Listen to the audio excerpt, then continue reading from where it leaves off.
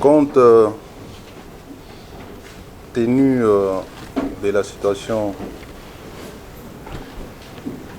et des informations qui circulent dans les réseaux sociaux en rapport avec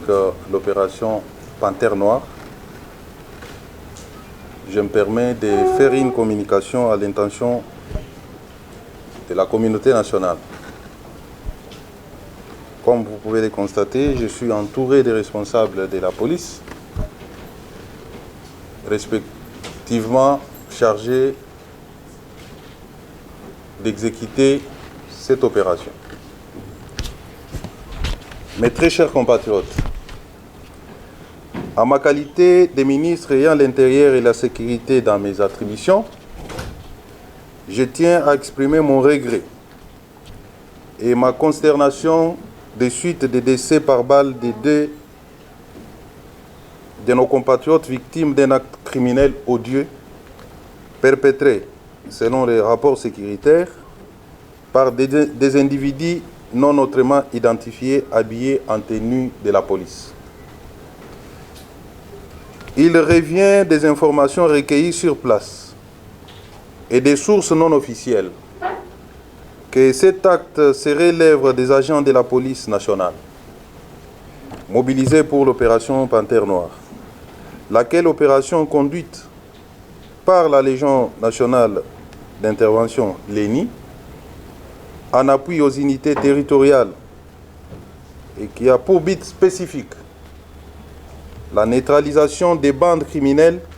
qui insécurisent la ville de Kinshasa et ses environs. À cet effet, au nom de toutes les structures organiques de la police nationale congolaise et au mien propre, je présente mes condoléances les plus attristées à la famille de Mme Toumba Kankonde Francine, succombée par balle dans les mêmes conditions que son fils, Chibola Sarive,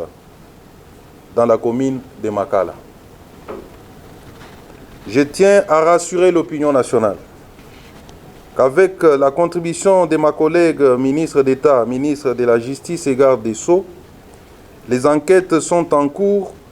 pour faire la lumière sur cet incident malheureux et que les auteurs de cet acte seront retrouvés et traduits devant les instances judiciaires pour des sanctions exemplaires. À ce sujet, je peux ouvrir une parenthèse pour vous dire qu'un élément a été neutralisé et conduit devant la justice militaire. Donc, il y a des enquêtes en cours. Raison pour laquelle je me fais accompagner des responsables de la police nationale congolaise qui sont autour de moi, chacun en ce qui les concerne, de veiller à la stricte application de mes instructions. Par ailleurs, je réaffirme mon ferme engagement à lutter efficacement contre la criminalité et le banditisme urbain sous toutes ses formes et que l'inspecteur général de la police nationale congolaise est chargé de veiller par voie de conséquence à l'évaluation du respect des droits fondamentaux, des droits de l'homme et de la protection des libertés individuelles et collectives dans l'exercice de la fonction de la police ainsi que du contrôle de la mise en œuvre du code de déontologie de la police. Ainsi,